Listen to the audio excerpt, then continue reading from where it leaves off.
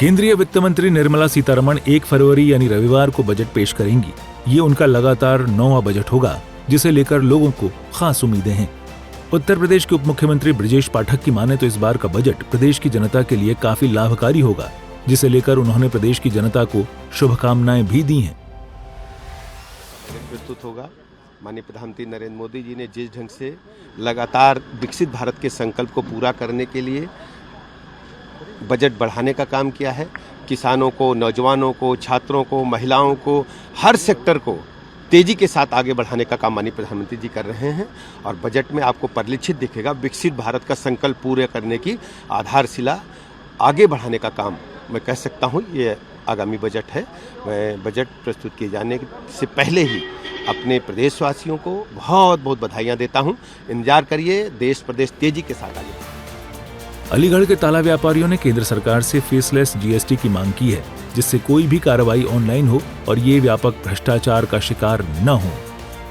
Sir, मैं केंद्र सरकार से ये कहूंगा, जब हमारी जीएसटी आई थी, जो उनका विषय था उसी पर उनको रहना चाहिए। फेसलेस व्यवस्था होनी चाहिए। ये जो अधिकारी आकर के उत्पीड़न करते हैं, छापे डालते हैं, ये नहीं होना चाहिए।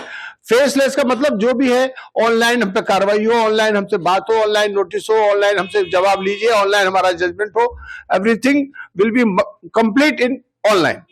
सर, हमारी मोदी सरकार जो 1 फरवरी में बजट प्रस्तुत कर रही है, मैं चाहती हूँ इस बजट में हमारे ताला उद्योग को ध्यान में रखते हुए उसके जो जीएसटी हैं उनको कुछ ध्यान में रखा जाए, कुछ कम किया जाए, और जो लोग इससे डायरेक्ट इनडायरेक्ट जुड़े हुए हैं उनको फ़ायदा होगा, और उनको फ़ायदा होगा तो हमारे उद्योग क्षेत्र में काफ़ी तरक्की होगी। और इस तरक्की के द्वारा जो मोदी जी का सपना है विश्व को विश्व गुरु बनाने का, वो सपना उनका साकार हुआ। क्योंकि हमारे यहाँ का टैक्सेशन काफ़ी हाई है, और जब हम एक छोटे उद्योग की तरफ बात करते हैं तो टैक्स एक ऐसी चीज़ होती है जो उसका प्रॉफिट सारा खा जाता है।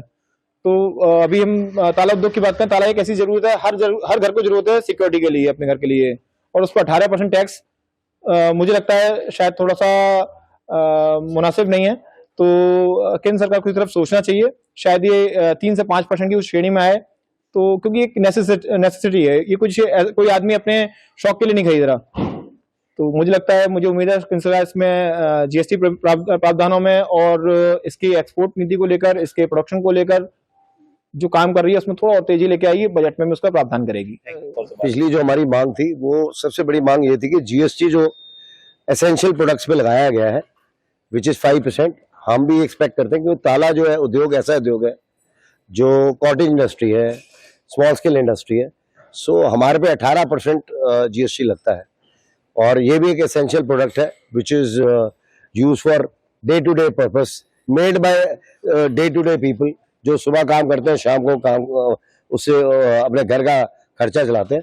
तो my request to the government should be getting the GST from 18 to 5%।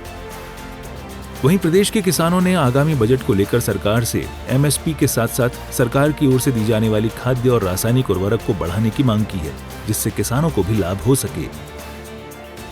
जैसा देखिए, आप सभी जानते हैं कि हमारा देश जो है वो कृषि प्रधान देश है, और भारत देश में हमारे में 70% आबादी जो है वो किसानों की है, और देश का ये मान लीजिए 90% जो इंसान है वो खेती के ऊपर ही निर्भर करता है। तो केंद्र सरकार और मोदी सरकार की जो पहले से योजनाएं चली आ रही हैं किसानों के हितों में है, जैसे किसान सम्मान निधि हुआ, फसल बीमा योजना हो गई, और विभिन्न प्रकार की योजनाएं जो केंद्र सरकार के द्वारा चलाई जा रही हैं। तो हम लोग किसान सिर्फ यही चाहते हैं कि आने वाला जो बजट है, इस बजट में मोदी सरकार, केंद्र सरकार, जैसे कि एमएसपी है हमारी फसलों पे, उसको बढ़ाया जाए, और जो रासायनिक खाद उर्वरक जो दिए जाते हैं उनका दायरा थोड़ा बढ़ाया जाए और छूट थोड़ी बढ़ाई जाए, और फसल बीमा योजना जो हमारी चल रही है उसमें भी थोड़ा सा कुछ कमियां हैं, उनको भी देखें और उसको भी बढ़ाएं। तो अगर हमारी फसलों पे अगर हमें छूट बढ़ती है, एमएसपी हमारा अगर बढ़ाया जाता है, तो उससे किसानों का क्या है कि समृद्धि बढ़ेगी, खुशहाली आएगी, आमदनी बढ़ेगी। गौरतलब है कि बजट को लेकर किसान हो या व्यापारी या प्रदेश की जनता, सभी को बजट से खास उम्मीदें रहती हैं, जिसे लेकर वो सरकार की ओर से उम्मीद भरी नजर से देखती हैं कि इस बार उन्हें सरकार की ओर से क्या सौगात मिलने वाली है। अब देखने वाली बात ये होगी कि 1 फरवरी को पेश होने वाला बजट किसके लिए सौगात का उपहार लाता है।